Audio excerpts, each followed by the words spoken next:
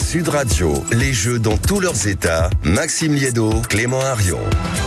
Ensemble jusqu'à 13h dans les Jeux Olympiques dans tous leurs états, toujours avec le camarade Clément Arion et le fil rouge humain de cette émission, Jules Boscarini. Et oui, après les Jeux Olympiques, Jules, place aux Jeux Paralympiques. Ils arrivent d'ici 2 semaines, du 28 août au 8 septembre.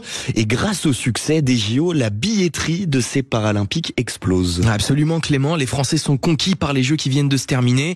Il reste encore 15 jours avant le début des Jeux Paralympiques. Et Tony Estanguet ne cache pas la réussite de l'événement. Il évoque même au micro de France Inter hier un effet JO observé sur la vente de billets pour l'événement.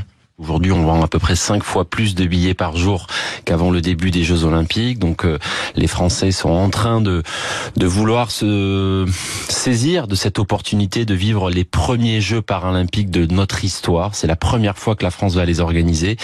Et ça va être tout aussi somptueux que les Jeux Olympiques. Même son de cloche du côté des instances. Interrogée par France Info hier, Marie-Amélie Le Fur, la présidente du comité paralympique et sportif français, explique avoir anticipé cet effet JO. On n'était pas inquiets. En fait, ça fait des mois qu'on dit que il faut attendre l'effet jeu pour voir comment le public français est conquis par ces Jeux paralympiques. Ça avait été exactement la même chose à Londres. Il avait fallu attendre le début des Jeux Olympiques pour sentir la ferveur. Voilà, la triple médaillée paralympique en athlétisme qui rappelle également qu'il reste des billets pour les différentes épreuves. Des billets qui en plus sont accessibles, 15 euros, 25 euros, rien à voir avec les prix exorbitants qu'on a pu connaître pour les Jeux Olympiques. Et il y a bien une raison qui explique cette immense différence de prix. L'idée, c'était d'ouvrir ces Jeux paralympiques au plus grand nombre et avec une billetterie accessible comme elle l'est. Vous venez de rappeler les différents tarifs. Vous y venez entre amis, vous y venez en famille. Et ça, c'est important aussi d'emmener vos enfants parce que c'est aussi l'objectif de ces Jeux paralympiques, c'est d'opérer un changement de regard sur la situation de handicap. Ouais, espérons que l'engouement populaire soit aussi intense que sur les 2 dernières semaines et puis qu'on souhaite plein de médailles à nos athlètes français. Mais oui, et puis de toute façon, les habitués de Sud Radio pourront continuer à suivre ce qui se passe. Merci beaucoup, Jules. On vous retrouve à 12h45 parce que je le dis, c'est le fil rouge humain de cette heure des Jeux dans tous leurs états. Mais je vous en prie, c'est un vrai compliment. Maman, on a souvent parlé d'ailleurs à cette antenne dans les sujets qui sont revenus les dernières semaines d'argent, de niveau de vie des Jeux Olympiques. Il y a eu un chiffre qui nous avait stupéfait. Rappelez-vous, c'était les 40% des sportifs qui, aux Jeux de Rio, vivaient sous le seuil de pauvreté. C'était une nouveauté à Paris puisque plus aucun athlète ne vivait dans ces questions-là. Et on avait quand même interrogé des spécialistes, des anciens sportifs, mon cher Clément, sur la vie parallèle, c'est-à-dire sportif de haut niveau une fois tous les 36 du mois et mine de rien, une activité régulière à côté, c'est ça? Et oui, pour parler de ce sujet, on accueille Sébastien Guerrero. Bonjour Sébastien Guerrero. Bonjour. Vous avez participé aux Jeux Olympiques dans l'épreuve de fosse olympique, l'épreuve de tir.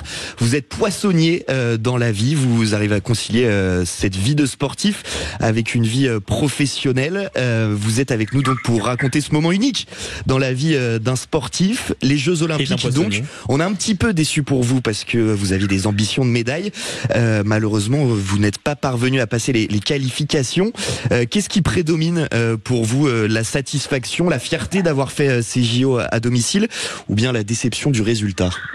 Oui, alors bien sûr, il y a un peu les deux, parce que quand on représente son pays et qu'on va aux Jeux Olympiques, comme tous les athlètes, comme les 571 athlètes qui étaient en lice, c'est bien sûr la médaille. Il y a que rien, il y a que la médaille qui compte, mais après une énorme fierté.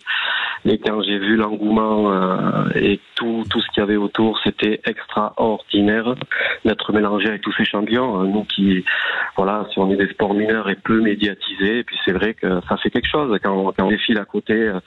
Il y avait des champions olympiques de basket, de handball, de volley, de tout ça. C'était extraordinaire, un engouement exceptionnel. Il faut le rappeler, Sébastien Guerrero, vous étiez, vous, au Centre National de Tir de Châteauroux pour vos épreuves. Vous n'étiez pas à Paris, donc. Qu'est-ce que vous avez pensé du public sur ces épreuves à Châteauroux? Comment ça s'est passé? Ah, c'était incroyable. J'avais beaucoup de personnes de mon alentour qui sont venues, beaucoup de passionnés de ce sport et puis aussi toute une région qui s'est mobilisée sur Châteauroux, des curieux qui connaissaient rien, des néophytes qui connaissaient rien à la discipline et qui sont venus prendre un petit peu de saveur et prendre ce goût des Jeux Olympiques à Châteauroux. Ça a créé une ambiance exceptionnelle. Je pense que moi, sur mes épreuves, on va dire qu'il y avait entre 2000 et 2500 personnes derrière moi qui m'acclamaient, c'était de la folie pure, c'était exceptionnel. Et vous sentiez pas un petit peu loin de Paris? Je crois que vous n'avez pas pu assister à la cérémonie d'ouverture notamment. C'était pas une petite déception quand même? Alors bon, ouais, certes, c'était une petite déception. Bon, pas pour moi, parce que la ville de Bayonne m'avait avec grande fierté proposé de sur le balcon d'ouvrir la fête de Bayonne. Donc c'était ma petite ouverture, on va dire. Mais non, oui, un petit peu de déception, mais on est dans l'événement, on est là pour faire un résultat. Et derrière, j'ai eu la chance quand même d'arriver à partir du 1er août sur Paris et découvrir les épreuves. J'ai vécu des moments exceptionnels. J'ai pu me rendre au 100 mètres, la finale du 100 mètres, Teddy Riner quand il est champion olympique, j'étais dans les tribunes, le cubain à la lutte, j'étais dans les tribunes, j'ai été voir du handball, j'ai été voir du volley, exceptionnel, j'ai été au tourisme olympique. Un tourisme olympique avec une ambiance, une ferveur où les gens tapaient sur les épaules et voulaient prendre des photos avec nous juste parce qu'on avait qu'on était habillés en équipe de France avec ces anneaux olympiques. C'était exceptionnel. Vous êtes passé au village olympique aussi? Ouais, alors oui, je me suis même très attardé pendant les soirées parce qu'il y avait une ambiance folle, hein, donc on va dire que j'ai pas loupé une soirée même, non, c'était fabuleux. Ah oui. Attention aux détails, Sébastien Ferrero. Non, mais c'était exceptionnel et on se retrouvait tous les sportifs pour fêter les médailles dans cette fan zone qui était incroyable. Voilà, et puis après le Graal, le défilé au Stade de France, c'était tout simplement extraordinaire.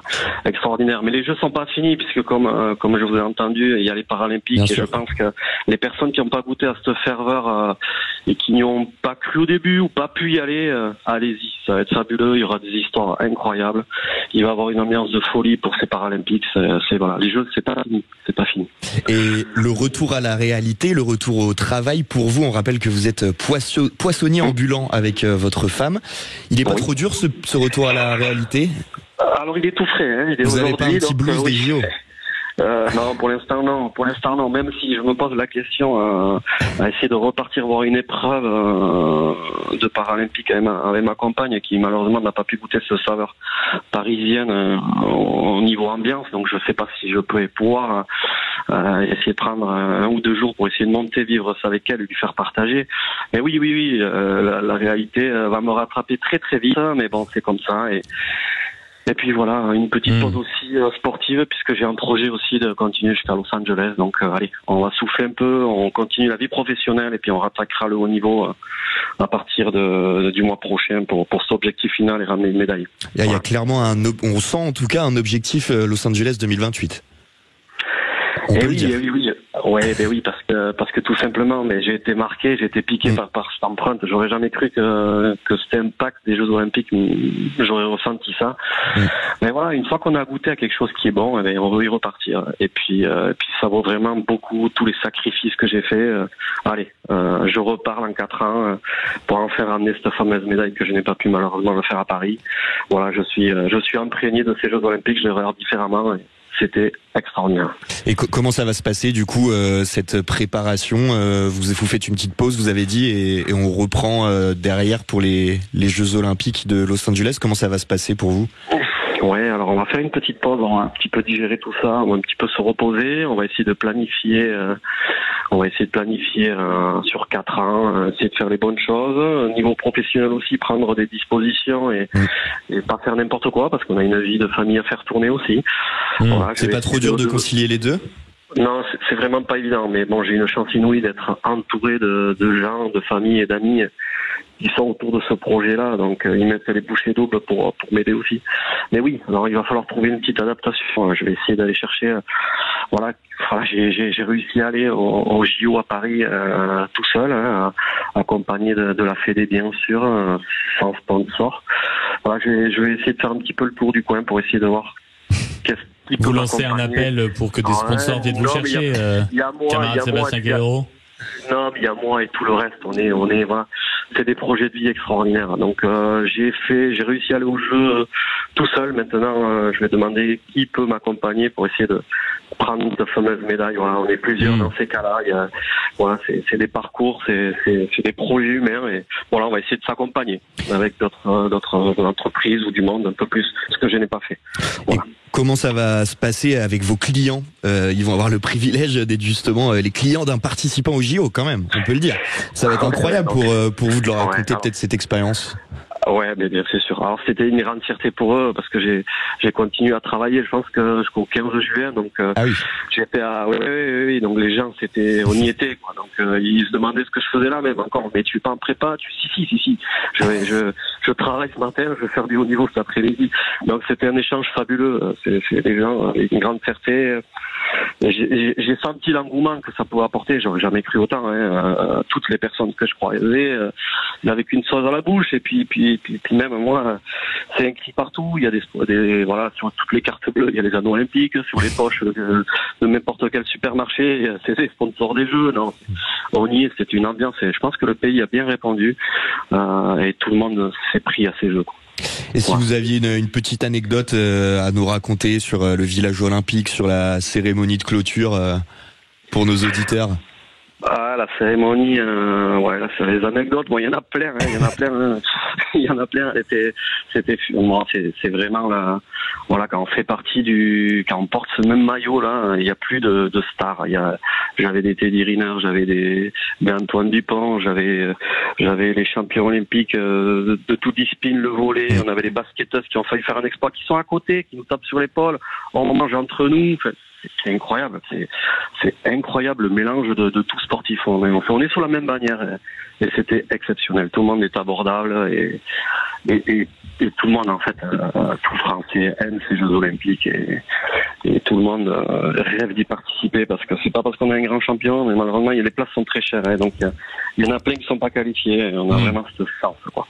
Alors on voudrait redonner le flambeau et j'espère que ça va marcher pour ces paras et ça va être une fête exceptionnelle, les Paralympiques. Et vous avez eu les petits cadeaux pour les athlètes, le petit smartphone, il me semble, le petit smartphone pliable, vous avez eu tout ça?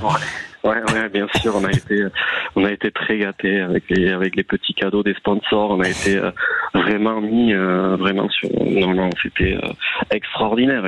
Bon, les pins, j'en avais plus au bout de 2 jours parce que l'attraction des. Vous avez fait du trafic de pins, Sébastien Guerrero, c'est ça? De pins avec les volontaires qui ont fait un boulot exceptionnel.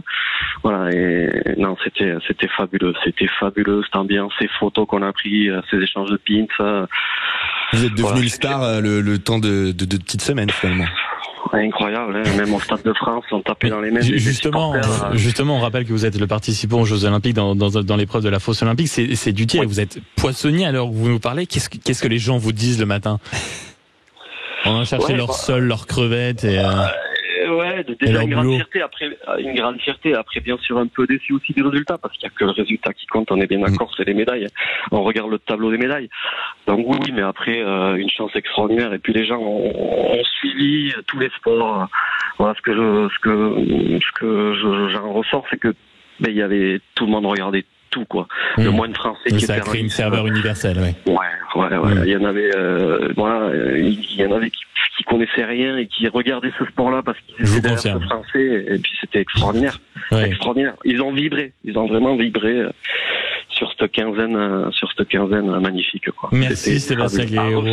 Merci beaucoup. Et on a entendu votre appel, vous voulez et on va vous trouver ici sur Sud Radio des sponsors pour aller jusqu'à Los Angeles en 2028. Merci beaucoup d'avoir été avec nous. Merci beaucoup de m'avoir reçu et si jamais on passe vous êtes dans quel coin exactement?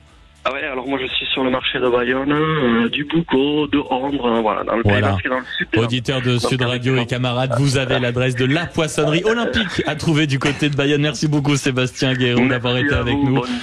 Bonne journée. Merci à vous. On se retrouve dans quelques instants sur Sud Radio avec toujours le camarade Jules Boscherini. C'était il y a quelques temps. Vous verrez un événement majeur dans les Jeux Olympiques et puis justement les Jeux Paralympiques qui arrivent. On sera avec l'ancienne championne paralympique de paranatation sur Sud Radio. À tout de suite.